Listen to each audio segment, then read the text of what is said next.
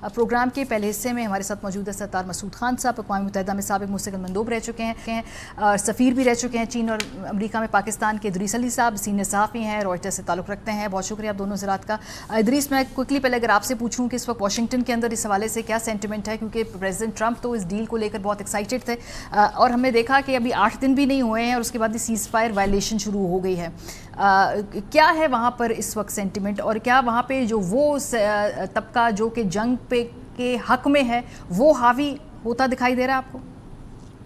جی دیکھیں، جو ہماری سورسز سے بات ہوئی ہے، یہی بات ہوئی ہے کہ پریزیڈنٹ ٹرمپ ابھی تک چاہ رہے ہیں کہ یہ جنگ کسی طرح سے اسپریڈ نہ ہو، زیادہ تیزی رفتار سے ڈی ایسکلیشن ہو، ایسکلیٹ نہیں ہو سچویشن. مگر جو سیز فائر کا سچویشن یہ ہے کہ سیز کم ہے، فائر زیادہ ہو رہی ہے اور مس کمیونیکیشن، مس انڈرسٹینڈنگ کی بہت چانسز ہائی ہو جاتے ہیں. جب ایک ایران سے مسل بورڈ پہ لگے یا یو ایس کی اسٹرائک ہو، مس انڈرسٹینڈنگ کی اب چانسز بہت ہائی ہو گئے ہیں. تو واشنگٹن میں ابھی تک یہ دیکھا جا رہا ہے کہ انٹینٹ یہ ہے کہ جنگ نہ شروع ہو، مگر بہت کنسرن یہ ہے کہ مس انڈرسٹینڈنگز بہت ہو سکتی ہیں. آپ نے دیکھا ہے کہ کوئی چند 2-3 دنوں سے یو ایس ملٹری کی جو فلائٹس ہیں وہ مڈل ایسٹ میں بھی کافی تیز رفتار سے جا رہی ہیں، کیونکہ ان کے انٹرسیپٹرز کو ریپلینش کرنا ہے، ان کے ٹروپس کو ریپلینش کرنا ہے. تو میرے خیال سے پوزیشننگ ہو رہی ہے کہ یہ شاید جو ایم او یو ہے، یہ جو سیز فائر ہے،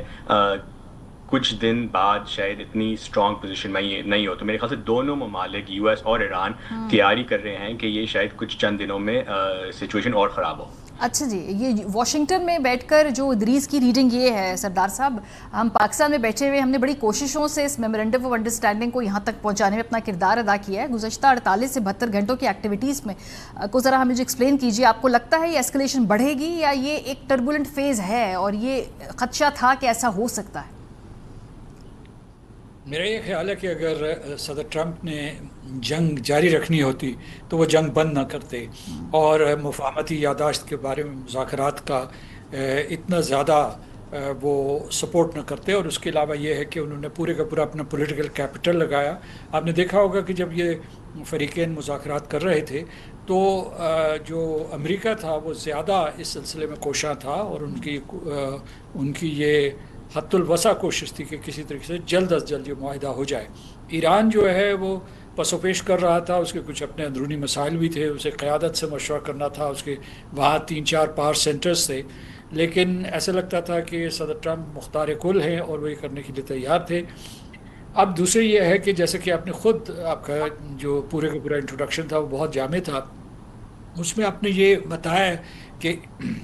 امریکہ کا کتنا نقصان ہوا ہے. اور یہ جو ہے مطلب ہے کہ ہو سکتا ہے کہ مطلب ٹینز آف بلینز اور hundreds of billions of dollars کا نقصان ہوا. دوسرا یہ ہے کہ امریکہ کو اور کئی نقصانات ہوئے، یعنی ٹینجیبل اینڈ انٹینجیبل. ایک نقصان تو ان کو یہ ہو گیا کہ ان کے سارے حلیف، قریب ترین حلیف، Canada, Australia, European Union, NATO کے الائز، جاپان، ساؤتھ کوریا پیچھے ہٹ گئے. دوسرا یہ کہ خلیجی ریاستوں کا ان پر سے اعتماد اٹھ گیا. اور ابھی ہم مڑ کے آتے ہیں اس سوال کی طرف، تو میں آپ کو یہ بتاتا ہوں کہ ایک چیز جو ابھر کے سامنے آئی ہے وہ یہ ہے کہ آبرہ ہرموز کا مسئلہ حل نہیں ہوا. آپ کو ہوگا کہ فریقین کے درمیان یہ اتفاق ہوا تھا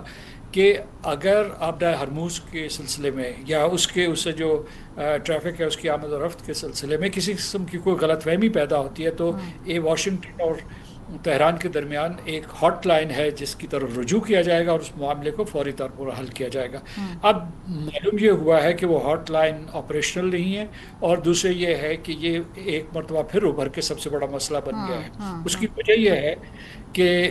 ایران نے اگرچہ یہ اس مفاہمتی یادداشت میں بھی یہ موقف لکھوایا تھا کچھ مطلب بین السطور، لیکن اب جو ہے یہ ابھر کے آ گیا ہے کہ وہ یہ کہتا ہے کہ میری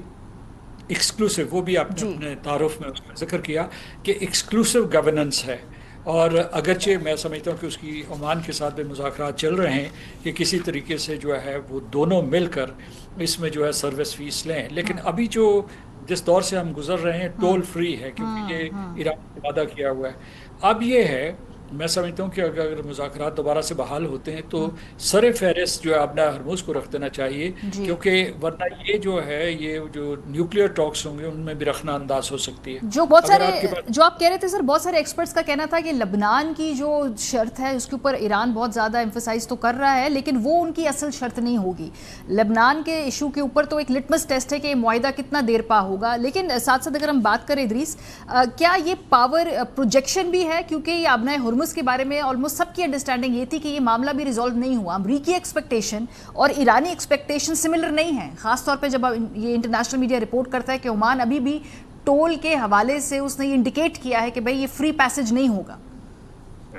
میرے خیال سے پاور پروجیکشن کا تو کوشچن نہیں ہے، کیونکہ یو ایس ملٹری کی جو پاور ہے وہ تو آئی تھنک پچھلے 2-3 مہینے 6 مہینوں سے دیکھ لیا ہے. یہ میرے خیال سے ایک سچویشن ہے جو پریزیڈنٹ ٹرمپ پھنس چکے ہیں. ان کو پتہ ہے کہ اسٹریٹ آف ہارموز ایران کے ہاتھوں میں، ایران ڈیسائیڈ کرے گا کب کھلے گا، کب بند ہوگا، ٹول لیں گے نہیں ٹول لیں گے. تو میرے خیال سے یہ ڈیسپریشن زیادہ ہے رادر دین پاور پروجیکشن. اور میرے خیال سے یہ ایک انڈرسٹینڈنگ بھی ہو چکی ہے پریزیڈنٹ ٹرمپ کی کہ جتنے ہم لوگ نومبر کے جو یو ایس میں مڈ ٹرم الیکشن ہے اتنے ہی زیادہ ان کی لیوریج کم ہوگی. تو میرے خیال سے ان کی یہ کوشش ہے کہ جلد با جلد اسٹرائکس کریں،